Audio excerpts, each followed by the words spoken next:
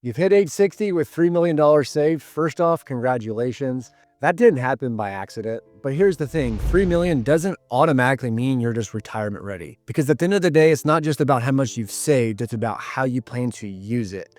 Now, whether you're recently retired or planning to retire, let's say in the next 5 years, many self-made 401k and IRA millionaires face irreversible decisions that can shape the next 30 years of your retirement life. One wrong move here, and you could end up spending less than you should in early retirement years, potentially paying less to Uncle Sam, or way more than necessary, or worse, potentially running out of money when you need it most. I'm Kyle Hammerschmidt, founder of MoCan Wealth, and in this video, I'm going to walk you through the 5-step retirement plan for self-made 401k and IRA millionaires to secure your retirement for life. Income, taxes, investment, healthcare, and legacy. This is how you turn a savings plan into a strategy. So at the end of the day, you can enjoy your retirement instead of worrying about it, and we want you to retire on your terms. And by the way, if you want to go deeper, I put together a free resource called the Self-Made 401k and IRA Millionaire Retire Ready Toolkit, tongue twister. The link is in the description. So step 1 is the income plan. This is where retirement becomes real. You're not just building savings every 2 weeks, buying high and low through like dollar cost averaging and letting the market really do all the hard work anymore. Now you're going to live on it. Now you're doing reverse dollar cost averaging. Here's what we do at this stage. First, just run the cash flow math. I hate the word budget, but you need to compare kind of your expenses now versus your projected retirement expenses. Also, make sure you factor in inflation.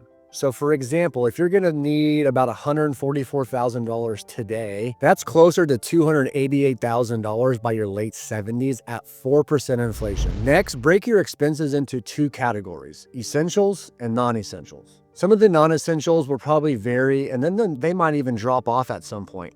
Essentials will never go away while you, or even you and your spouse, are alive. A great place to start is your paycheck. If you're still working, do you just want to maintain your current net monthly deposits? Next, test your withdrawal order scenarios.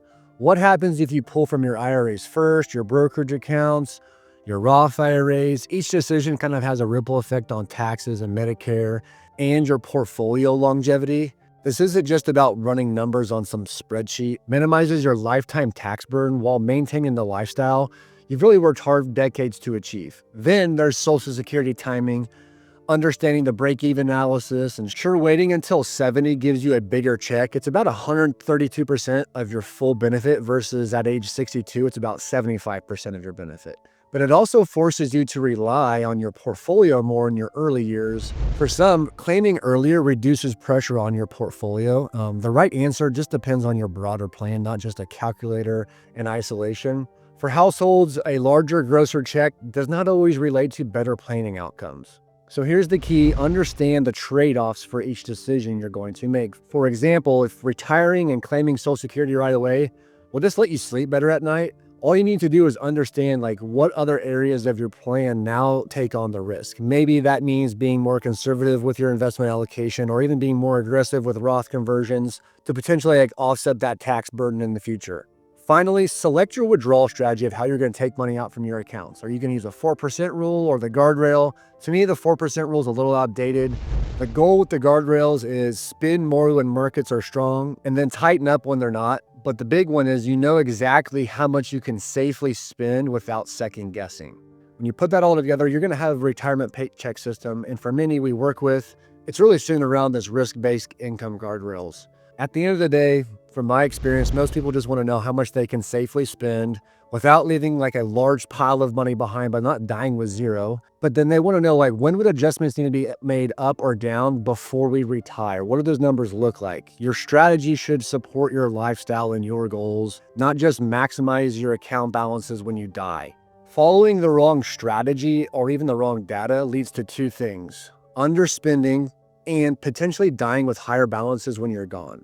Now, step 2 is the tax plan. I want to be very clear here. Taxes do not retire when you do. For most IRA and 401k millionaires, taxes are the single largest lifetime expense that you'll face, often more than housing, healthcare, or any other category. That's why your focus needs to start shifting to the return of your money, not just the return on it.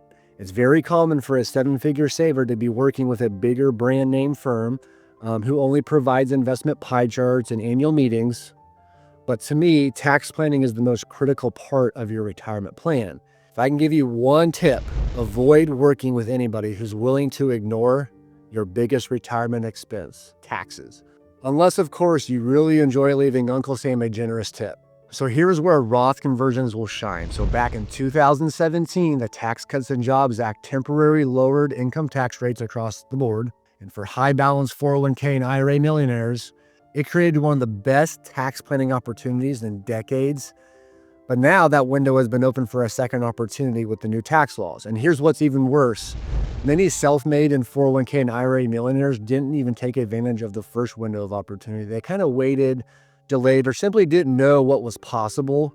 So now with the current tax law still in place through 2025 and beyond, you've been handed like a rare second chance. It's really another window of opportunity to take action while tax rates are still like historically low. And I just want to be real up front, like nothing in tax law is ever permanent. What you do between now and like the next administration's decisions on how these expiring cuts or permanent tax laws can be the difference between keeping more of your money or handing a six-figure chunk of it over to the IRS over your lifetime.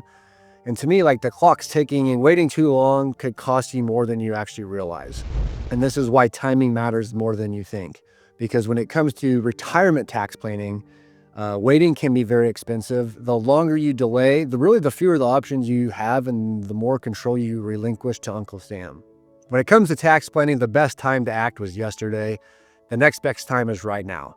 So if you have 7 figures in pre-tax 401ks and IRAs, very little money in Roth or none, like that's a problem. With current federal tax law brackets scheduled to be locked in for potentially the next 4 to 6 years, many self-made 401k or IRA millionaires have little or no money in Roth. Most self-made 401k and IRA millionaires lack what I call tax diversification. They either have no money in Roth or very little money in Roth. So the strategy for you might be Roth conversions now, while rates are still historically low. Create better tax efficiency for later. If you think about it this way, you spent decades accumulating what we call these traditional retirement accounts, getting tax deductions along the way. But now your favorite uncle wants his share, and he gets to decide when and how much through maybe like required minimum distributions at 73 or IRMA or upon death. And so these lifetime savings tax opportunities, if you take a step back for you or your family, could add up to high 6 figures in dollars in savings. So yes, to pay less over your lifetime, a majority of savers honestly just need to end up paying more now. The old will be in a lower tax bracket doesn't mean you actually win, because unless you're okay with playing by Uncle Sam's playbook, this isn't just about lowering taxes. It's about avoiding like these big 7 tax surprises set up in retirement that really catch most people off guard, which is the first one's not all incomes created equal. You got Social Security, pensions, IRA withdrawals, they all get taxed differently. Then you have forced withdrawals through RMDs at age 73 or 75. They force you to take it out whether you need it or not. Potentially rising tax rates. Again, we talked about historically low tax rates. Family inheritance tax burdens. Your heirs could face massive tax bills on inherited IRAs. Next is the Medicare and Social Security squeeze. Like all your tax deferred accounts are tied to Medicare and Social Security. Higher income means higher premiums, and then more Social Security taxation. A lack of tax diversification plus like bad timing means like you're forced to withdraw from taxable accounts during market downturns. And then just using old rules of withdrawals that were created in like 1990. If you want to dive deeper into tax planning strategies, specifically if you have 7 figures in your IRA and 401k, check out my self-made 401k and IRA millionaire retire ready kit in the description below. Step 3, your investment plan. This is where we move from investing for growth to investing with purpose. Avoiding the retirement iceberg illusion is like critical here. What you see above the surface, where your retirement account balances, isn't the whole story. Below the surface are taxes, inflation, healthcare, market volatility. I'm not gonna say they're gonna sink your retirement, but they propose challenges if you're not prepared. So when you can discover that retirement involves more than just a diversified portfolio, a savings target, fund selection, everything changes. Most people only pay attention to what they see, which is their investment performance, their risk tolerance, and their asset allocation. They spend their time tracking returns, tweaking mutual funds, and rebalancing portfolios. And even like their advisor, that's all they focus on. And just rebalancing portfolios on a quarterly basis. So here's something people don't realize. Financial planning gets more complicated as your wealth grows. Investing does not.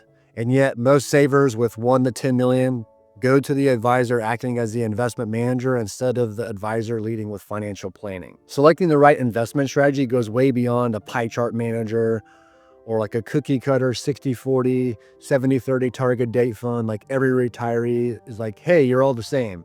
Here's what to do instead. Create your war chest. Think 3 to 5 years of income needs set aside in stable investments like laddered US treasuries or CDs or high quality bonds. So there's an example. If you need $150,000 a year from your portfolio the first 6 years, that's $900,000 you're safely earmarked for your war chest.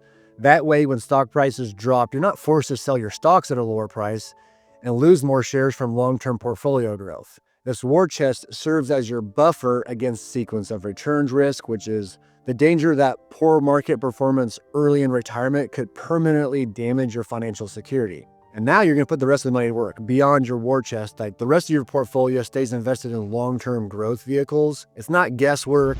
You're going to calculate your minimum required rate of return, your target standard deviation level, and then align your investments to hit those marks. For example, your plan might say 6% rate of return required and a 12% standard deviation. So I'm going to explain this to you in plain English. Long term, the target is 6% growth. Expect within 95% probability a range of returns of a -18 to a +30%. Now your savings and investing is working with you versus a wild-ass guess moderate portfolio.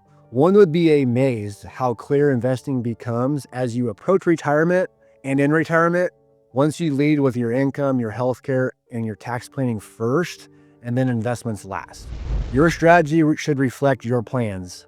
There's no shortcut. Instead of basing decisions on a risk tolerance quiz that asks how you'd feel if your portfolio dropped 20%, invest with math and purpose. Because the real question at the end of the day is how much does your portfolio need to rise or fall before it impacts your lifestyle? If your plan says you can handle a 30% market drop without forcing you to cut expenses and lifestyle, then you can invest more aggressively. If a 15% drop would require lifestyle changes, then you need to make sure your portfolio reflects that with your returns and your standard deviation. Answer that and you have a real investment plan tailored to your specific situation, not some one-size-fits-all approach. Step 4 is your healthcare plan. At 60, we really want to focus more on your healthcare, maybe front and center for future planning, because healthcare costs in retirement aren't just like an expense.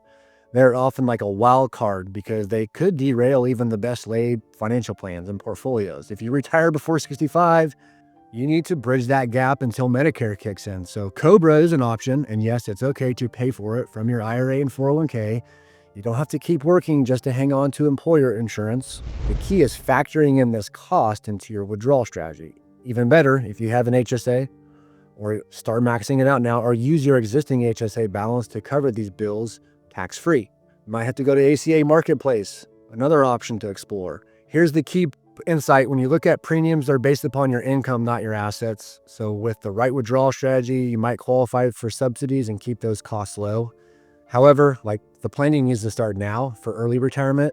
You can't wait until December or the year of retirement to kind of figure this all out if you're planning on retiring before 65. At 65 and beyond, this is where Medicare will kick in. If you have $3 million plus saved, you're likely going to have IRMA surcharges and surprises. And so I would start planning now to get ahead of what those future increases would cost on your healthcare. The right type of planning now, tax, income, investing, can really get you ahead of the ball when you start facing IRMA surprises in the future.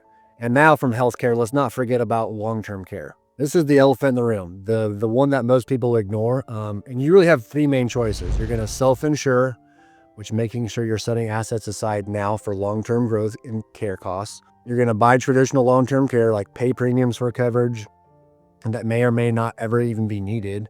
Or option 3 is you're going to use like a hybrid life policy with a long-term care rider, combines life insurance with long-term care. My take on all this is long-term care insurance makes the most sense for people that have bigger nest eggs because you've got more worth protecting. If you're going to self-insure, just make sure the money's earmarked and not just part of the general retirement savings. Step 5, legacy. Make sure more of your money stays with your family and not the IRS. Legacy planning isn't just for the ultra wealthy. With $3 million, you need a strategy that protects your spouse, your beneficiaries, just from unnecessary taxes and complications. If you're married, start building a surviving spouse plan now. Here's why this is very critical, because when one spouse passes away, one Social Security check disappears, the tax brackets shrink to a single tax filer status, and the survivor can end up paying more tax on less income.